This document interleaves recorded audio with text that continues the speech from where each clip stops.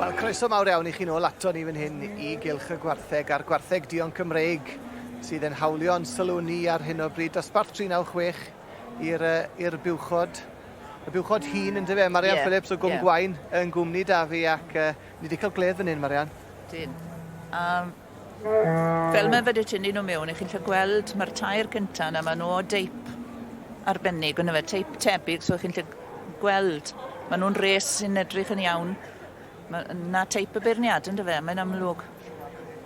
Ioan Roberts sy'n cael croffach I o Ynys Môn sydd yn beirniadu. A wedi mynd ati'n slic iawn o'r teg ac yn hwylio dros ben wrth I waith. Wedi mwynhau, dwi'n meddwl. Ac ar hyn o bryd, mae wedi gosod Buwch teulu Jenkins, Ceri Carane, sef Caran Ceri yn y safle cyntaf. Geraint Ceri Carane yn arwen y Buwch. A'i frawd wedi drws nesau fe. Rhif 3-dim-8, Caran Olwen yn yr ail safle. A dwi'n meddwl, mae fel un fydd I Marian, dwi'n meddwl. Fi'n meddwl. A mae'r trydydd wedyn eto'n dod o Geredigion. Wel, odi wir, teulu tan rallt. Ar glwyddes Rwbi yn y trydydd safle ar hyn o bryd. A wedyn Dancoed Mari wedi cael ei magu ganddo chi. Marian lawr fyna yn Cwm Gwaun yn y pedwerydd safle. Ac yn y pumed safle ar hyn o bryd, Craig Goch Ceinlys, y teulu Leighton o Swydd Henffordd.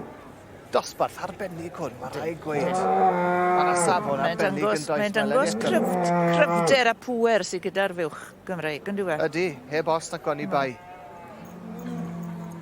A mae rhaid ni gofio y Gwartheg Duon Cymreig yn eitha gil wobr yn y tîm o 5 llynedd. Felly mae'n dangos y safon sydd gyda chi fel bryd a fel cymdeithas. A mae'r niferoedd, fel o'n i'n gweud, wedi dwblu ers llynedd. Ydy. A mae'n braf I weld bod y niferoedd ar ei fyny yma eleni. Dyna I chi se fel cymdeithas yn dyfe, Marian? Ie. Achos fan hyn, ni'n gallu dangos nhw, yn dyfe, dyma beth mae'r bryd yn gallu wneud.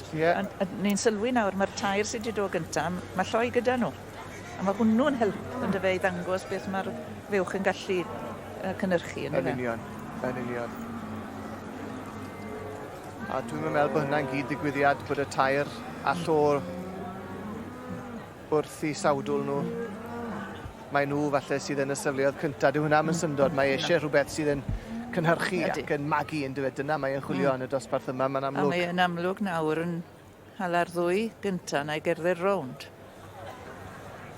Just eisiau gwneud yn siŵr. Yw e'n mynd I aros gyda'r drefn. Fel rhywun sydd wedi bod yn y sefyllfa yma droion. Beth sy'n mynd trwy meddwl yr arfer groswyr fan hyn, Marian? Wel, pan I chi'n cael eich tynnu mewn gyntaf, neu'n ail, a wedyn mae'r beirniad yn hala chi I gerdded rownd unwaith to, mae hwnna yn deimlad eitha anodd. Yn wedig os ych chi'n cael eich symud o'r cyntaf lawr i'r ail. Ond na fe, mae'r hawl gyda I wneud hynny, yn dyfe. Na, mae wedi cadw nhw. Mae wedi cadw nhw yn yr un drefn ar hyn o bryd. Yw e'n mynd I newid rhywbeth?